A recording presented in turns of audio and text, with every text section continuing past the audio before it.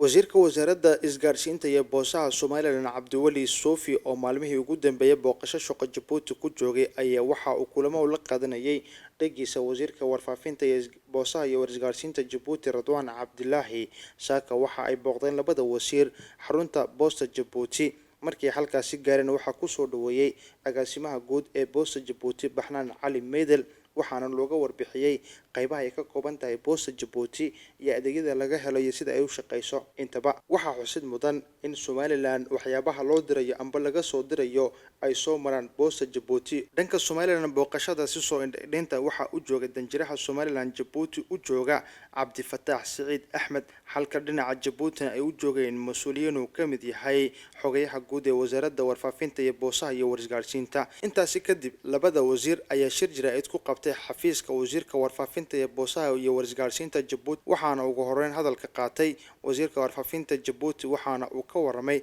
xiriirka ka dhaxeeya Djibouti iyo Somaliland ee dhinaca isgaarsiinta warfaafinta iyo teknoolajiyada intaba wasiirkii isgaarsiinta teknoolajiyada ee communication ee Somaliland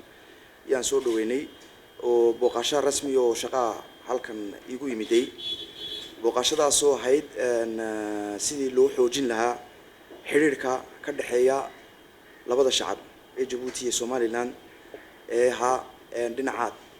isgaarsiinta telecommunication-ka iyo boosaha shalay toole waxaan ka sheekaysanay sidii loo xoojin lahaa dhinaca telecommunication-ka isgaarsiinta loo gaarsiin lahaa labada shacab ee labada wadan loo kala faa'iideysan lahaa ayaan ka wada sheekaysanay maantana waxaan fursad u helnay inaan boosta tagno oo qalab jadiid aan soo indheeyno aan soo wada aragno boosta Somaliland iyadna ku xiran sidii loo xoojin lahaa ee si fiican loogu wada shaqeyn lahaa labada boosoodna maanta aan soo wada aragnay dhankiisa wasiirka wasaaradda isgaarsiinta iyo boosaha Somaliland Cabdiwali Soofi oo isaguna hadalka qaatay ayaa waxa uu sheegay inuu Djibouti iyo Somaliland uu ka dhaxeeyo xiriir taariikhi ah oo dhanka isgaarsiinta ah bishii March baheed ama bishii saddexaad markii koowaad aan saragnay wasaaradda imikana markii labaad marka bishii saddexaad heshiis horaan galnay oo ka koobnaa 4 qodob la iska kaashado dhinaca isgaarsiinta dhinaca boosta dhinaca isweydaarsiga aqoonta iyo khibradda iyo wada shaqeyn guud marka tii horumarinteedan ku jirnay si loo fulin lahaa marka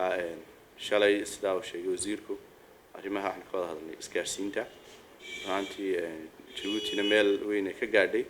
Somaliland iyada laftigeeda isgaarsiinta horumartay marka sidii la iska kaashan lahaa aan ka wada shaqeeyaan ka wada hadalnay maanta dhinaca boosta ayaan iyadana hawsheeda ku jirnay muddo laga joogo ilaa 3 bilood boostu way bilaabantay boosta Somaliland ku socota iyo boosta Somaliland ka timaadaaba wax soo martay Djibouti marka sidii loo sii adkeyn lahaa loogana dhigi lahaa wax joogtaan iyo isla soo qaadanay maanta baan soo aragnay waraaqii alaabo badan oo ku socota Somaliland oo taalo Djibouti waxaana noqon doontaa wax joogtaan marka waxaan sheegaynaa shacabweynaha reer Somaliland gudaha iyo dibadda jooga in boosta Somaliland shaqeynayso Djibouti-na ay soo marayso Djibouti tahay hub iyo gateway ay soo marto boostu dhanka kalena in technology-ga la iska kaashado dhaqaalaha adduunka imika wuxuu ku socdaa wax la yiraahdo digital economy marka wadamaduna waxay ku dadaalayaan sidii uga faa'iideysan lahayn technology-ga marka walaalihiin reer Djibouti oo dadka dadna ugu dhow iyagana in iska kaashataan oo ka wada shaqeynay labada wasaaradna aad iyo aad bay maaragtay xiriir dhow leeyihiin Maxamuud Cusmaan telefishinka caalamiga ee badda 24 Djibouti